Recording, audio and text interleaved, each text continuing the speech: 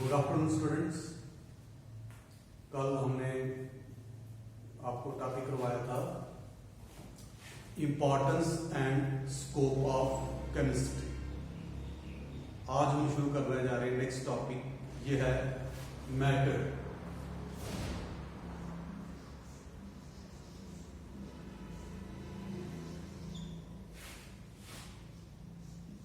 Nature and classification.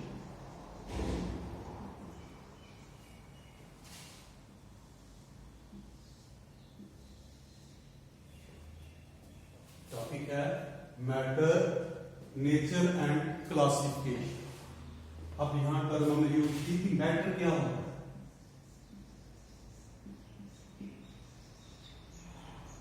जैसा कि शुरू में मैंने आपको बताया था, जो हमारी चाहे हमारी बॉडी है, चाहे इसके अराउंड जो भी चीजें हैं, solid, liquid and gases, everything जो भी है, हमारी बॉडी जिनकी बनी हुई है, जो हमारे अराउंड जो भी सॉलिड, लिक्विड, गैसेस प्रेजेंट हैं, इन सब को हम क्या कहते हैं? Matter.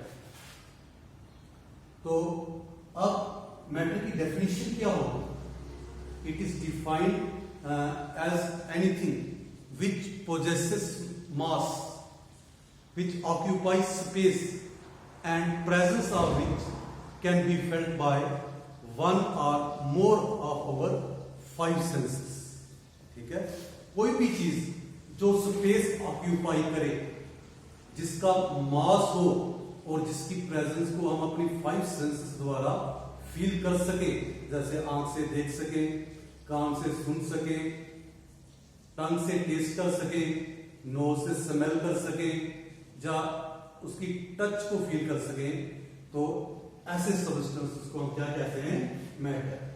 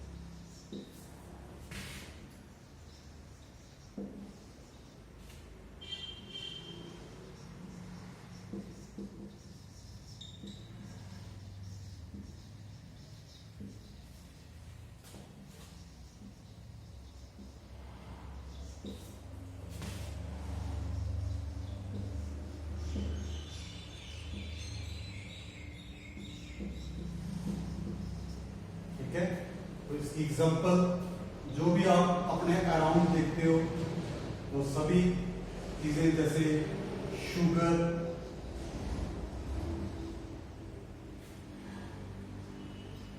Milk,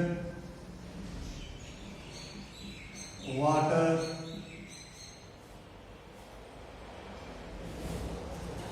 air, desk, board, disc, marker, anything, ये सारे क्या हैं? मैटर की एग्जांपल।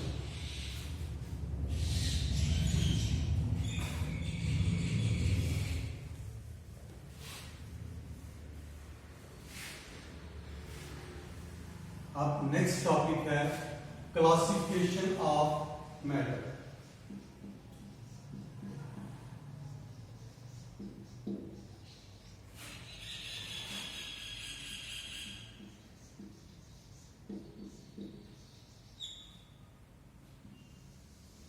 Classification of matter. तो जो मैटर है, इसकी क्लासिफिकेशन होती है दो तरह से, फिजिकल क्लासिफिकेशन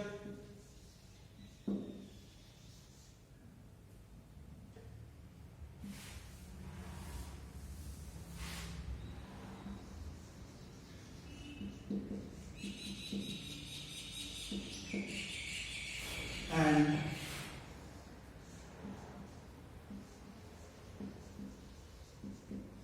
chemical classification.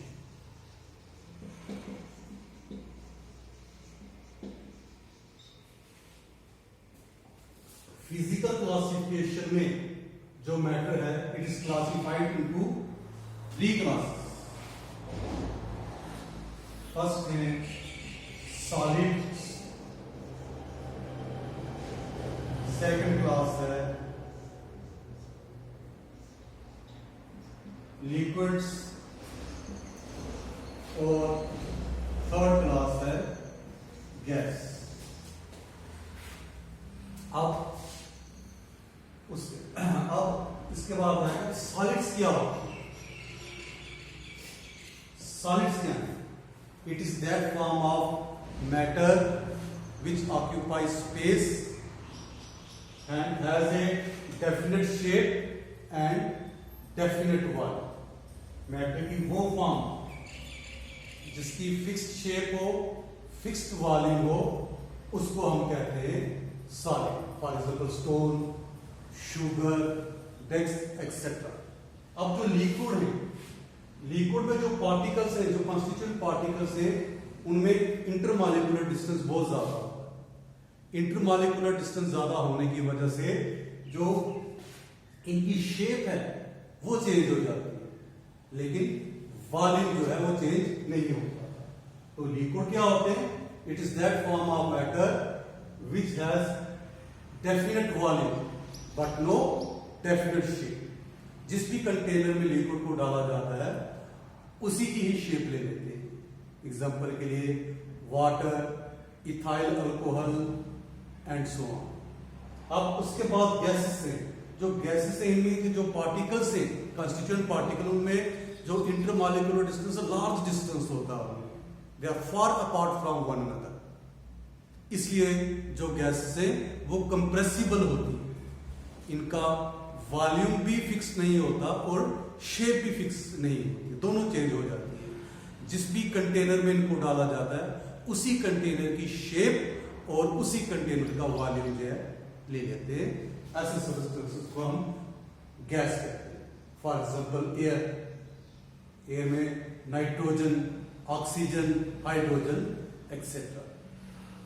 अब है इसके बाद हमारे पास केमिकल क्लासिफिकेशन.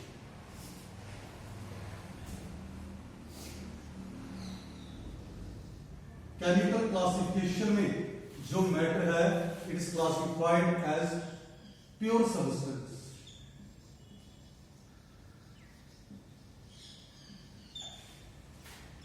And mixture.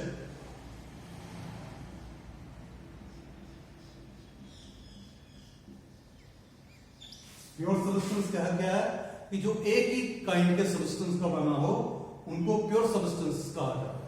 और मिक्सचर जो एक से ज्यादा सब्सटेंसेस का बना हो उसको कहते हैं मिक्सचर. तो अब ये जो मिक्सचर है ये दो तरह के होते हैं. होमोजीनियस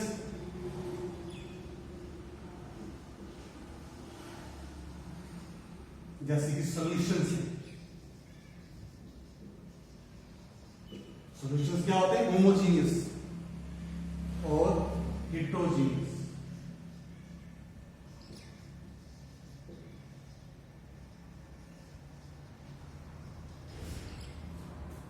अब जो प्योर सब्सटेंस है, it is classified into elements and compounds.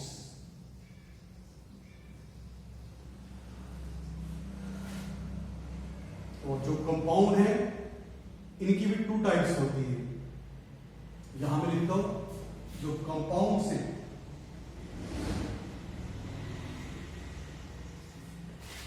इसकी 2 क्लासेस हैं. यहां नीचे नजर नहीं आएगा इसलिए ऊपर लिखने जा रहा हूं. कंपाउंड्स 2 तरह के हैं. एक इनऑर्गेनिक कंपाउंड्स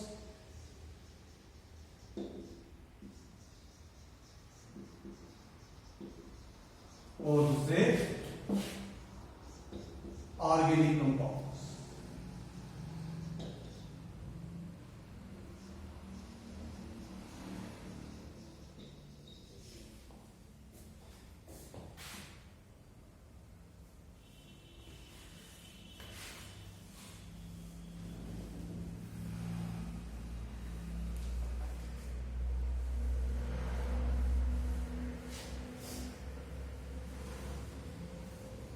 हम डायग्राम की हेल्प से शो करते हैं सॉलिड्स को।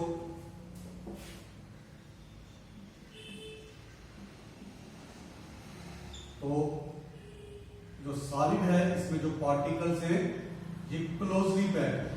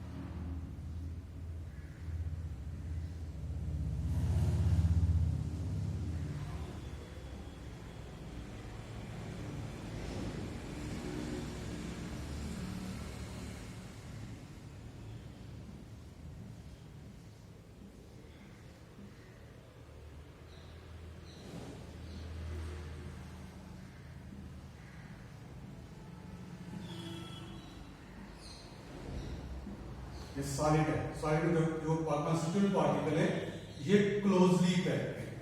अब हम एक बीकर लेंगे,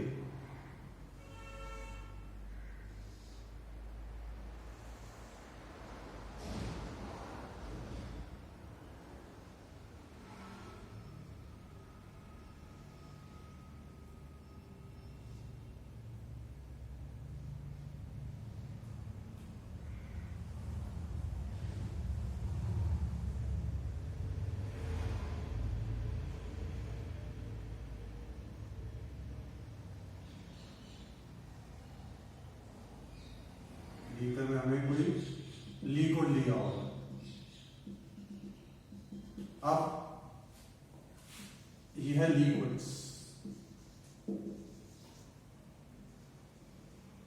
लिक्विड्स जो हैं इनमें इंटरमॉलिक्यूलर डिस्टेंस जो है वो बहुत ज्यादा। देन इसके बाद हम ले लेंगे gases.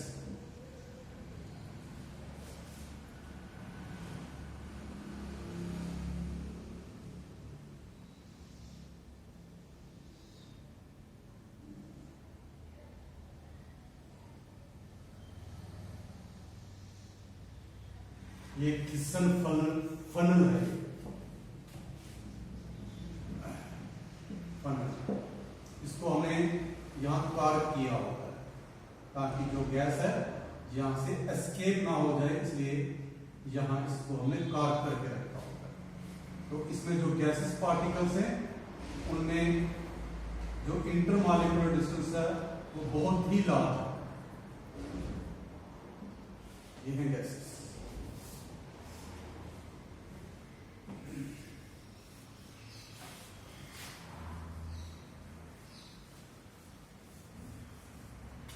Next, difference between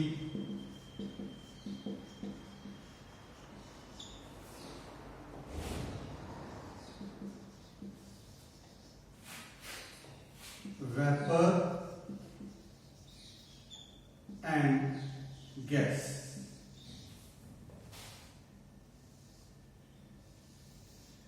gas और वेपर में क्या डिफरेंस होता है?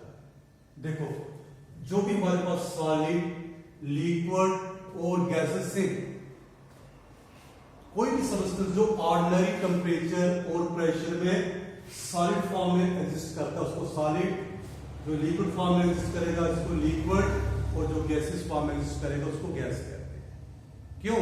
क्योंकि टेम्परेचर और प्रेशर चेंज करने से जो इनकी फिजिकल स्टेट है वो चेंज होता है। जैसे कि हमारे पास सॉलिड है,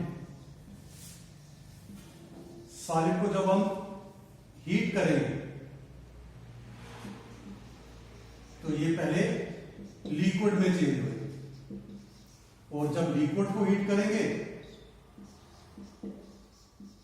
तो ये गैस में चेंज होगा।